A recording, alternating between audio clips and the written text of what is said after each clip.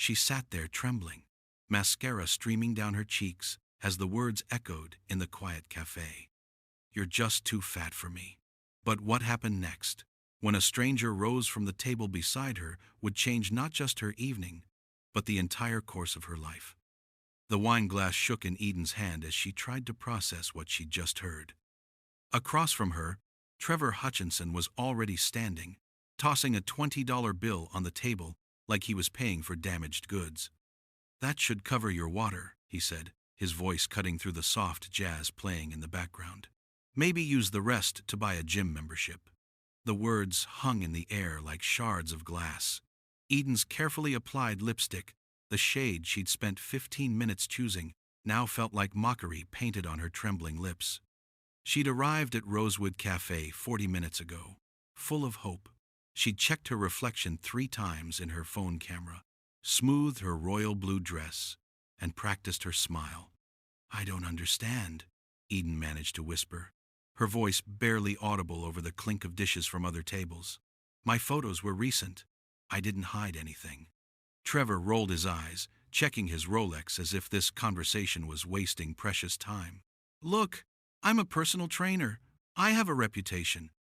Being seen with someone like you would be bad for business. You're just not what I expected." "Stop."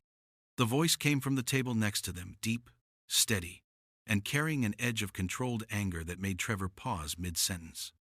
Calvin Rhodes stood up slowly from his corner booth, his 6'2" frame unfolding with deliberate calm.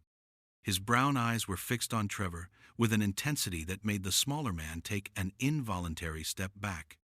"I'm sorry. Is this your business?" Trevor scoffed, trying to recover his swagger. "It is now," Calvin said quietly, moving closer. His hands were steady at his sides, but there was something in his posture, protective, solid, that made other diners turn to watch. "You've said enough. Leave." Trevor laughed nervously. "Oh, what are you? Her boyfriend? Makes sense. Losers stick together, right?" Calvin didn't rise to the bait. Instead, he moved past Trevor entirely, pulled out the chair opposite Eden, and sat down. His eyes met hers, warm brown meeting tear-filled green, and something passed between them. Understanding, maybe, or recognition of shared pain. "May I?" he asked Eden gently, ignoring Trevor completely. Eden nodded, too shocked to speak, tears still rolling down her cheeks. Calvin turned back to Trevor, who was still standing there, mouth slightly open. "She's beautiful," Calvin said simply. "You're just too shallow to see it. Now leave before I forget that my daughter taught me to use my words instead of my fists." The mention of a daughter seemed to confuse Trevor further.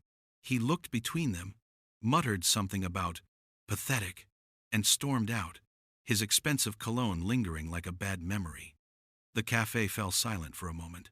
Eden could feel eyes on them, some sympathetic, some curious. Her cheeks burned with humiliation. She wanted to run, to disappear, but her legs felt frozen. "I'm sorry," she whispered to Calvin. "You didn't have to." "Yes, I did," Calvin interrupted softly. He pulled a napkin from the dispenser and handed it to her.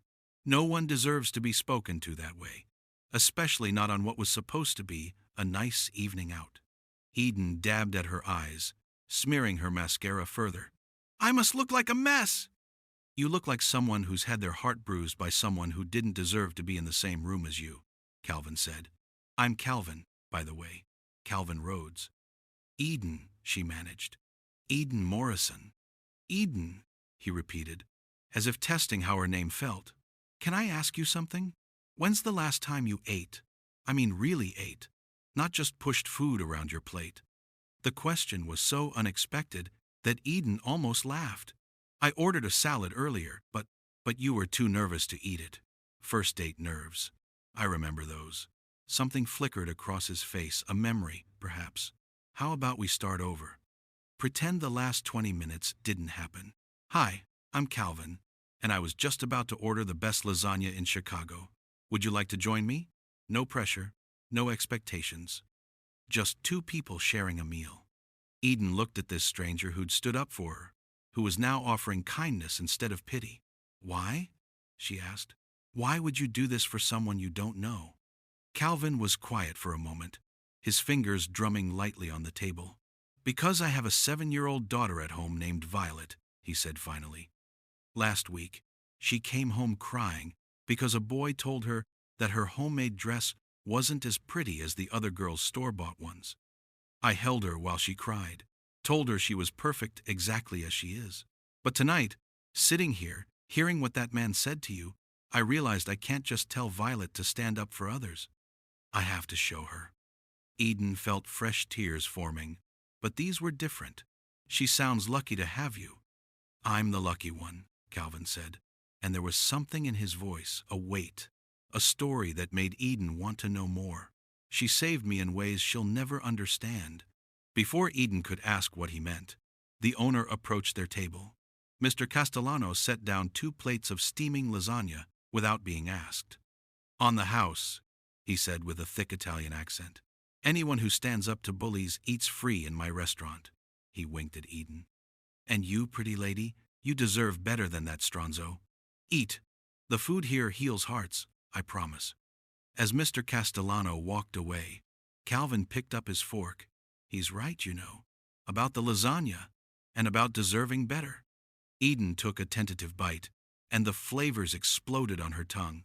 Rich tomato sauce, perfectly seasoned meat, creamy cheese. It was comfort in food form. This is incredible. Wait until you try the tiramisu, Calvin said with a small smile. Violet makes me order it every time we come here, which is every Tuesday. It's our tradition. They ate in comfortable silence for a few minutes, the normal sounds of the cafe returning around them. Eden found herself stealing glances at Calvin.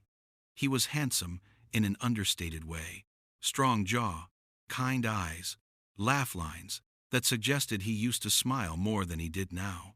There was a pale band of skin on his ring finger, where a wedding ring used to be. Can I tell you something? Eden said suddenly. This was my 3rd first date in 2 years. The first guy told me I'd be prettier if I lost 30 pounds. The second one spent the entire dinner showing me photos of his ex-girlfriend, who was a fitness model. Calvin set down his fork, his expression darkening. Can I tell you something in return? Those weren't dates. They were auditions with men who think women are accessories. Real dating, real connection, it's finding someone who sees you, not your dress size, not your job title, not what you can do for them, just you. Speaking from experience? Eden asked gently. Calvin's hand unconsciously went to that pale band on his finger. My wife, Brooke, used to say that love wasn't about finding someone perfect. It was about finding someone whose imperfections you could live with, and who could live with yours. He took a breath. She passed away 18 months ago. Complications during routine surgery, an allergic reaction no one could have predicted. Eden's hand moved across the table instinctively, stopping just short of his. I'm so sorry. She would have liked you, Calvin said, surprising himself with the admission. She was a pediatric nurse, actually, always standing up for kids who couldn't stand up for themselves. I'm a pediatric nurse, Eden said softly, at Children's Memorial. Calvin looked at her with renewed interest. Really? That's where Brooke worked.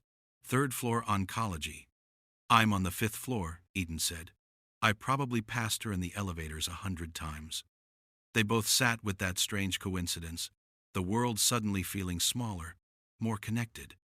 Tell me about Violet, Eden asked, wanting to see the light return to his eyes. And he did. Calvin's entire demeanor changed when he talked about his daughter.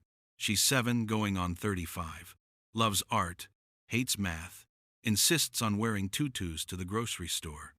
She's teaching herself piano from YouTube videos because she wants to surprise me for my birthday. I pretend I don't hear her practicing when I'm cooking dinner. Eden found herself genuinely laughing for the first time all evening. She sounds amazing. She is. But it's been hard.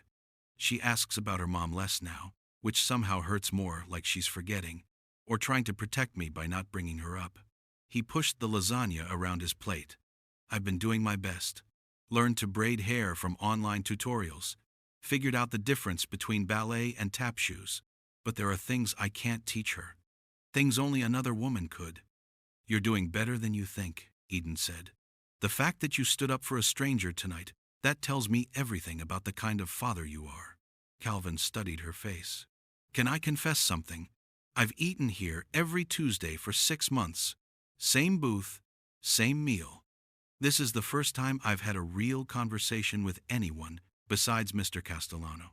Why Tuesdays? It was Brooke's favorite day. She said Mondays were too harsh, Wednesdays were too middle, and Fridays were too expected. But Tuesdays were full of possibility. He smiled sadly. We had our first date on a Tuesday, found out we were pregnant on a Tuesday. She died on a Tuesday. Eden reached for his hand then, covering it gently with hers. And you stood up for a stranger on a Tuesday.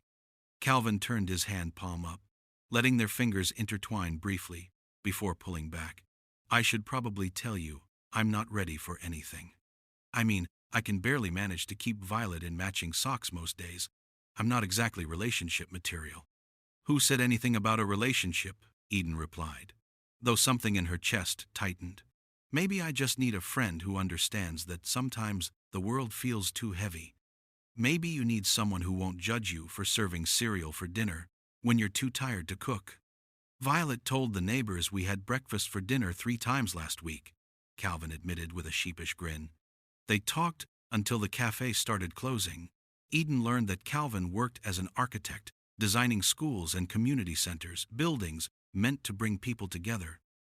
He learned that she'd been engaged once, to a man who constantly criticized her appearance, until she'd finally found the courage to leave. They exchanged numbers in the parking lot, standing between their cars under the yellow streetlight. Calvin's was a practical SUV with a sticker that read, "Former baby, current chaos," in Violet's handwriting. Eden's was a small sedan with a hospital parking pass hanging from the mirror. "Thank you," Eden said, "for everything, for standing up to Trevor, for dinner, for making me feel like a person again." "You were always a person," Calvin said firmly. "Anyone who made you feel otherwise was wrong." As Eden drove home, she felt something she hadn't felt in months. Hope. Not necessarily for romance, but for the possibility that there were still good people in the world, people who stood up instead of looking away. But when she got home and saw her reflection in her bedroom mirror, Trevor's words came flooding back. "Too fat. Bad for business. Not what I expected." She stood there in her blue dress, the one she'd been so excited about, and suddenly saw everything wrong with it. With her. With the foolish hope that someone like Calvin could actually want someone like her. Over the next 3 days, Calvin texted simple things. A photo of Violet's latest art project, a dinosaur wearing a tutu, a joke about coffee being a food group, questions about her day. Eden would type responses, then delete them. What could she say? On day 4, Calvin called. Eden let it go to voicemail. "Hey, Eden, it's Calvin. I just wanted to make sure you're okay. Anyway, I'm probably overstepping, but I wanted you to know that Tuesday meant something, not in a pressure way. It was just nice to talk to someone who gets it. The grief thing, the feeling like you're not enough thing. Call me back if you want, or don't. But know that someone's thinking about you." Eden played that message 17 times. A week passed, then 2. Calvin kept sending texts, but they became less frequent, less hopeful. Eden wanted desperately to respond, but shame is a powerful prison, and she'd locked herself in tight. 3 weeks after their dinner, Eden's best friend, Amber, showed up at her apartment unannounced. "Okay, enough," Amber said, pushing past Eden. "You've been ghosting everyone. You look like you haven't slept in days, and I know something happened. Spill."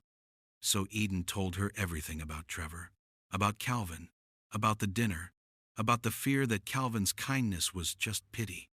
Amber listened, then shook her head. "You absolute idiot. A man stands up for you, spends hours talking with you, leaves you the world's most adorable voicemail, and you think it's pity? Pity doesn't call 3 weeks later. Pity doesn't text you dinosaur drawings. That's interest.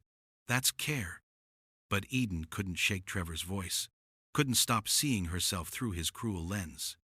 A month after their dinner, Calvin sent one final text. Eden, I don't know what you're going through, but I want you to know something. That night at the restaurant, I didn't defend you out of pity. I defended you because what he said was wrong. You don't owe me anything, not a date, not a response, not even an explanation. But if you ever want a friend, just a friend who sees you for who you really are, I'm here. No expectations, no judgments, just friendship. Eden cried for an hour. Then she texted back, coffee? Just as friends? Calvin's response came in less than a minute. Absolutely. You picked the place and time. And that's where their real story began, not with romance or grand gestures, but with two broken people choosing to heal together, one Tuesday at a time.